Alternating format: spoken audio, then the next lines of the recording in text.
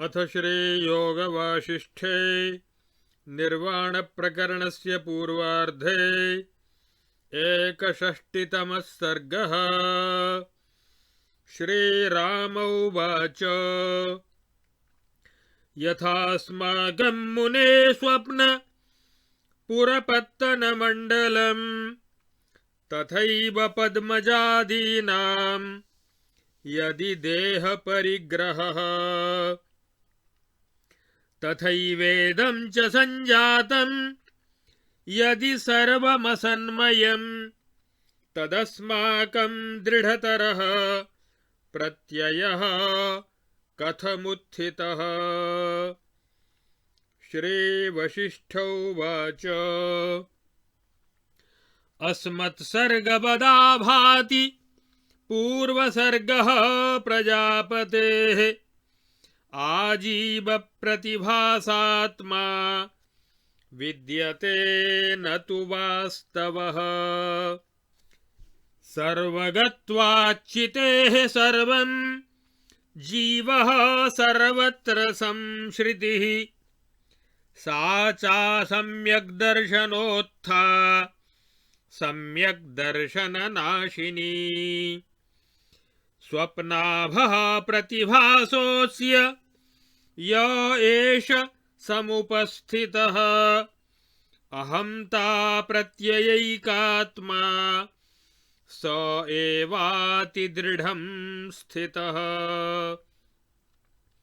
स्वप्ने क्षिप्रविनाशित्वं यथा पुंसा न दृश्यते सर्वस्वप्ने तथैवैतद्ब्रह्मणामिह लक्ष्यते। स्वप्नोऽयं पुरुषस्यास्य प्रतिभासस्य यो भवेत् रामास्मदादिसर्वात्मा भवेत्तादृश एव च।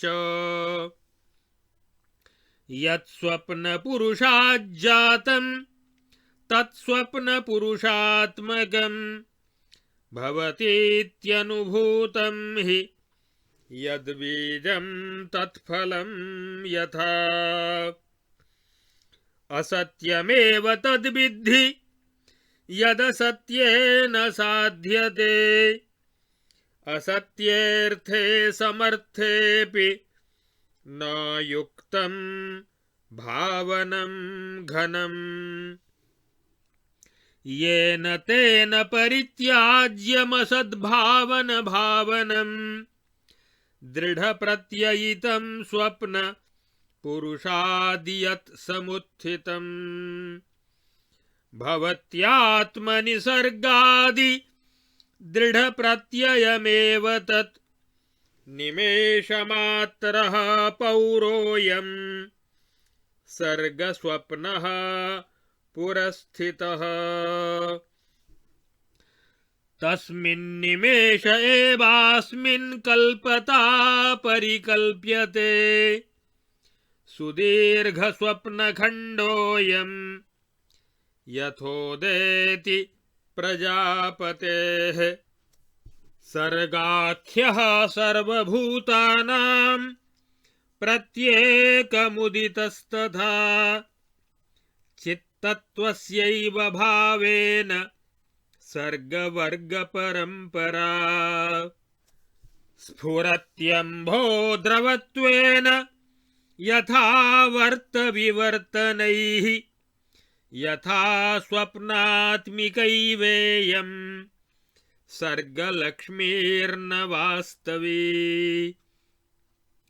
तदा सम्भवतीदं वै तत्पदं प्रलयं गतं यद्यथा यादृशं दृष्टं तत्तादृग्विद्यते तथा।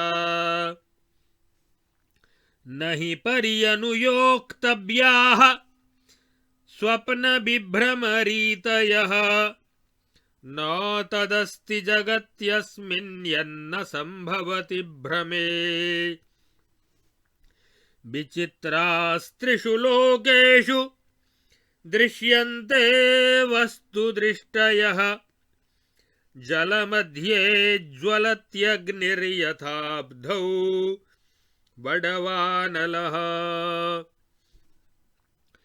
नगराण्यम्बरे सन्ति यथा वैमानिकाश्रयाः शिलास्वब्जानि जायन्ते हेमाद्राबिबपादपाः एकान्ते सर्वपुण्यानि सन्ति कल्पतरौ यथा शिलाः फलन्ति फलिवद्यथा रत्नगुलुच्छकाः शिलान्तः प्राणिनः सन्ति भेका इव शिलान्तरे दृशदो वारिनिर्याति चन्द्रकान्तोपलादिव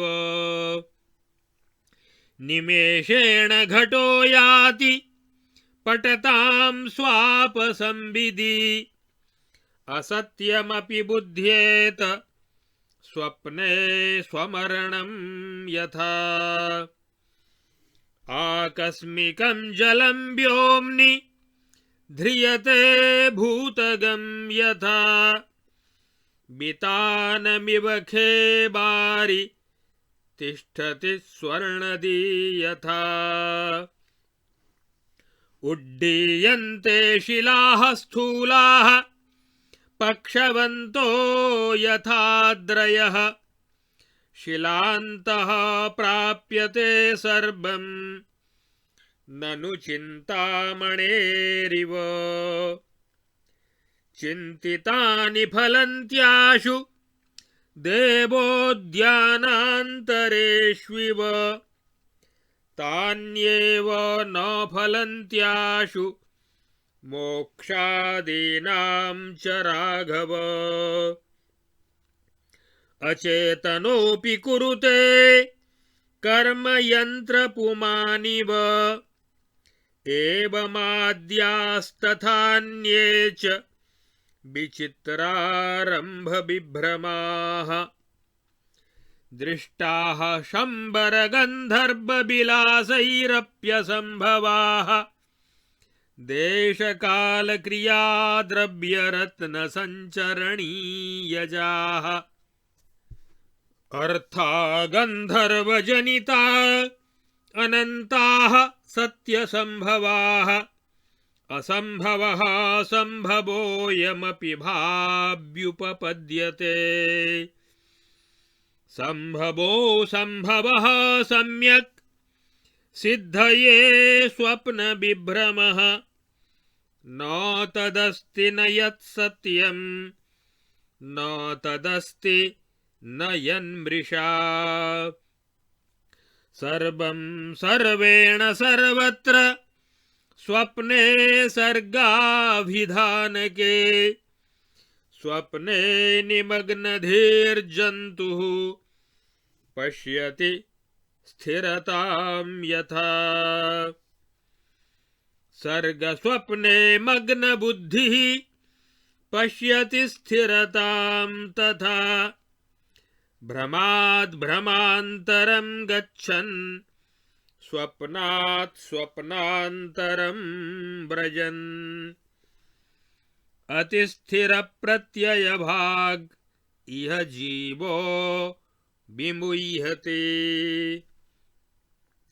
श्वभ्रान्तरं श्वभ्रनिपातदोषात् सम्प्राप्नुवन्मुग्धमृगः प्रयाति मोहं यथा पातमयैकरूपं जीवस्तथा संश्रितिपात्रमूढः इत्यार्षे श्रीवासिष्ठमहारामायणे वाल्मीकीये देवदूतोक्तमोक्षोपायेषु निर्वाणप्रकरणे पूर्वार्धे जगत्स्वप्नकथनं नाम 61तमः सर्गः।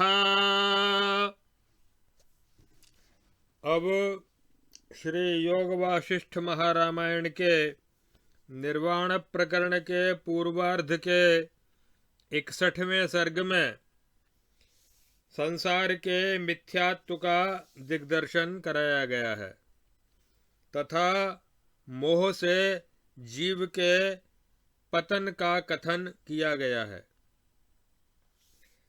श्री राम जी ने पूछा, हे मुने, जिस प्रकार हम लोगों के लिए स्वप्न के नगर और स्वप्न की राजधानियां तथा राज्य मिथ्या हैं, उसी प्रकार यदि ब्रह्मा आदि के लिए भी शरीर धारण करना एवं उत्पन्न हुआ यह संसार, यह संपूर्ण जगत मिथ्या ही है, तो हम लोगों को इसकी सत्यता में अत्यंत दृढ़ विश्वास क्यों होता है?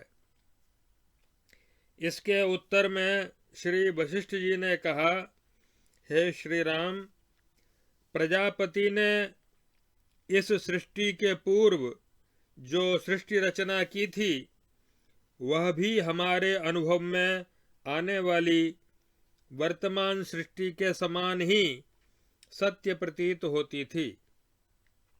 तथापि वह ब्रह्मा जी का संकल्प होने के कारण वास्तविक नहीं थी। इसी प्रकार यह सृष्टि भी वास्तविक नहीं है।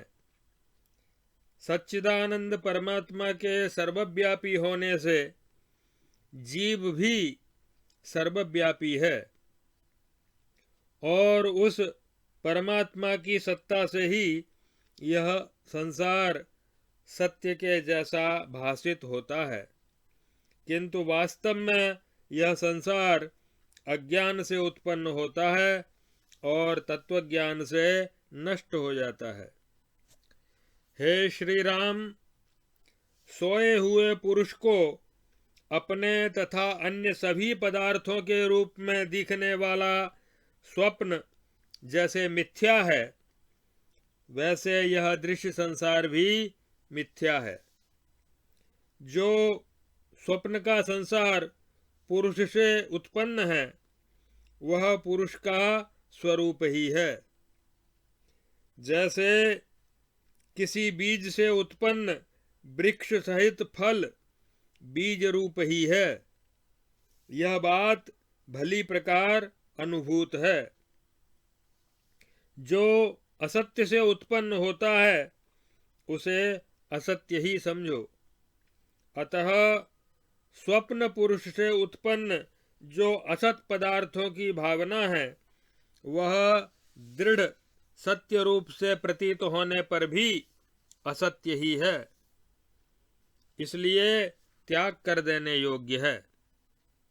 जैसे हम लोगों को स्वप्न में प्रतीत होने वाला सृष्टि आदि कार्य दृढ़ रूप अर्थात सत्य रूप दिखने पर भी क्षणस्थायी अर्थात मिथ्या ही होता है, उसी प्रकार सामने वर्तमान यह प्रजापति के संकल्प से रचित सृष्टि भी मिथ्या ही है। जैसे द्रवत्व के कारण आवर्त रूप परिवर्तनों से जल स्फुरित होता है, उसी प्रकार चिन्मय ब्रह्म के संकल्प से यह सृष्टि स्फुरित हो रही है, स्पंदित हो रही है। जो देश और काल में क्रियाओं से, द्रव्यों से, मणियों से तथा संकल्पों से प्रकट है, ऐसे असंख्य पदार्थ गंधर्व नगर के सदृश मिथ्या होने पर भी सत्य के समान प्रतीत होते हैं। इस संसार में ऐसी कोई वस्तु नहीं है जो सत्य न हो, क्योंकि सब कुछ ब्रह्म का संकल्प होने से ब्रह्म का स्वरूप ही है एवं ब्रह्म का स्वरूप होने से सत्य ही है। साथ ही ऐसी कोई वस्तु भी नहीं है जो असत्य न हो, क्योंकि वह सब कल्पना मात्र होने से असत्य ही है। जैसे स्वप्न में निमग्न पुरुष स्वप्न काल में वस्तुओं की स्थिर स्थिति ही देखता है, उसी प्रकार इस सृष्टि में जिस अज्ञानी की बुद्धि निमग्न है वह सब विषयों की स्थिर स्थिति ही देखता है, किंतु यह सृष्टि वास्तव में स्वप्नवत कल्पना मात्र है।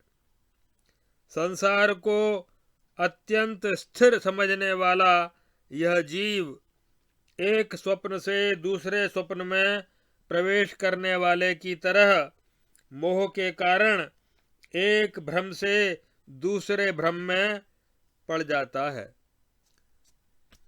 नीति शतक का एक श्लोक याद आता है। शिरः शार्वं स्वर्गात् पतति शिरसस्तत्क्षितिधरम् महीध्रादुत्तुङ्गादवनिमवनेश्चापि जलधिम् अधोधो गङ्गेयम् पदमुपगतास्तोकमथवा विवेकभ्रष्टानां भवति विनिपातः शतमुखः।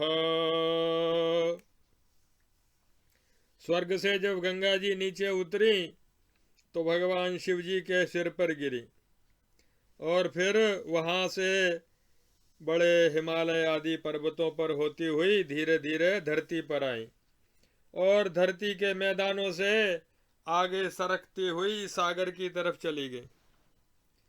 ठीक इसी प्रकार जो विवेक भ्रष्ट बुद्धि से भ्रष्ट लोग होते हैं उनका पतन सैकड़ों तरह से भवति विनिपात शतमुखः, अनेकों प्रकार से उनका पतन निरंतर सैकड़ों मार्गों से होता ही रहता है। एक गड्ढे से दूसरे गड्ढे में, एक राग से दूसरे राग में गिरते ही रहते हैं और फिर ये राग द्वेष का चक्कर कभी समाप्त नहीं होता।